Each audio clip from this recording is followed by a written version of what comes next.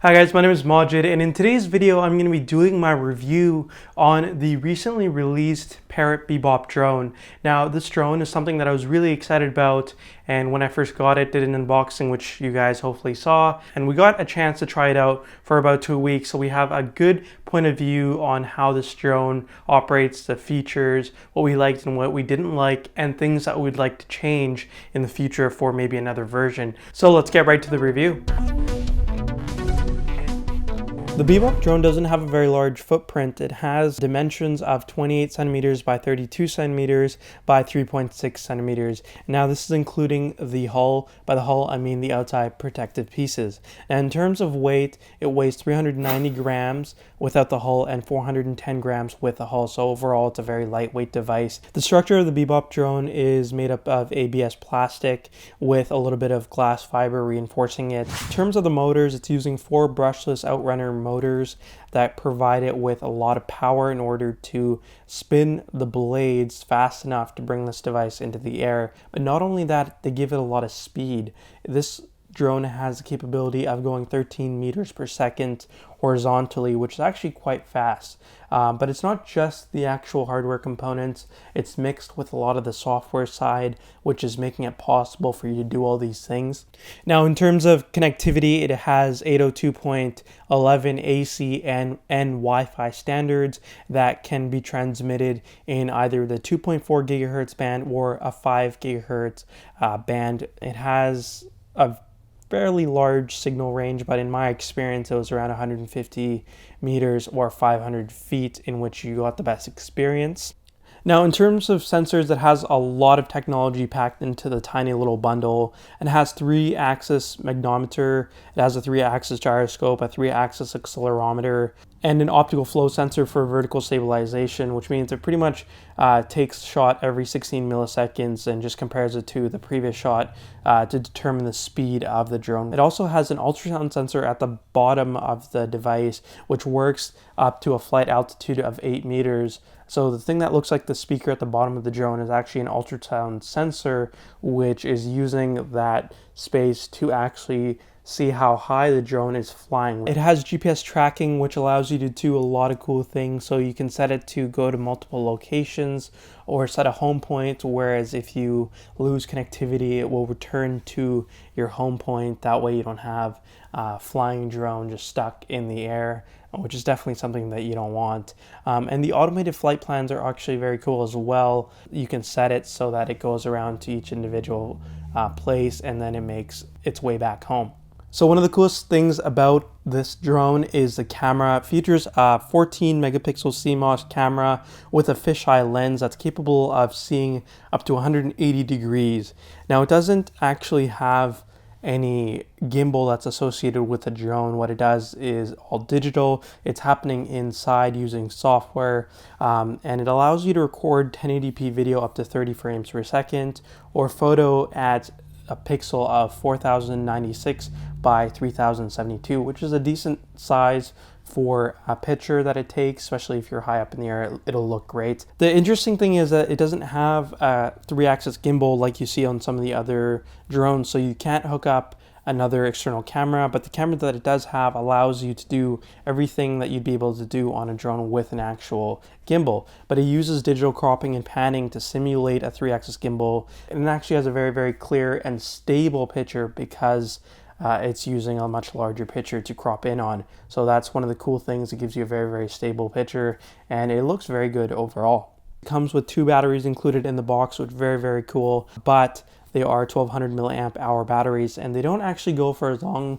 as they are indicated for running. So on their website and on the box, it says around 20 minutes. But in terms of real use, when we were trying out the device, we got somewhere around 8 to 11 minutes on average, which is not as good as you'd want it to be, because for something that costs around this price range, you would expect them to include better batteries. Now let's take a look at some of the pros and cons. So it is a very advanced drone with capabilities that are far beyond anything else in the market. For a $500 price, it is very, very good. It can do tricks and go up to 500 feet in the air with a Wi-Fi signal, or up to a massive 2-kilometer range with a sky controller if you happen to purchase that, which costs about $400, so it is a little bit pricey. It has better image and video quality than the AR Drone 2.0, which is definitely expected because this is a replacement, the best thing that they have to offer currently. It's a little more of a compact, small size, which is definitely a lot better for travel, and the compatibility with iOS and Android is awesome. So you can use whatever device. It's not limiting you to a certain thing. The cons list is a little bit longer than I had wanted it to be, but FreeFlight 3 is an application that you use to actually control the drone. It's not as stable as you think on the iPad. It actually crashes a lot, and it should be updated to fix those bugs. The front camera is set up in a way where it's completely exposed, so if it does end up dropping, it will hit the lens and scratch the glass, which is very, very, very problematic, especially because it would be an expensive part for you to fix if you were to replace it. In the box, it doesn't come with the manual provided, or at least our version didn't, so I'm not sure if you guys had one of these. Let me know if yours came with it. And the light, there's a problem with the light on the back. Sometimes the power button just keeps blinking green, and it doesn't actually get the device in a state where it's ready to connect with the device and actually be able to fly. All right, so now since we've gone through some of the technical side, let's take a look at how the drone actually acts in real life and what our user experience was. So when we first got the drone, we took it outside to do our first initial flight, and using the takeoff button that's pre-programmed, we got it off the ground. But as soon as it got up off by 1 meter, which is the preset altitude level that it flies on, what happened was it went very, very awkwardly to the right, and it kept going, would not stop. And if you see kind of where we live, we have a road coming down the side of the house, which is fairly busy. You know, there's a school down the road, so it was a rush hour kind of time where there are kids going across and parents picking them up, so a lot of cars. And it was kind of a dangerous situation since the drone was completely acting on its own. Eventually it ended up hitting a tree and falling down into a patch of grass, and it was okay, nothing got damaged or anything.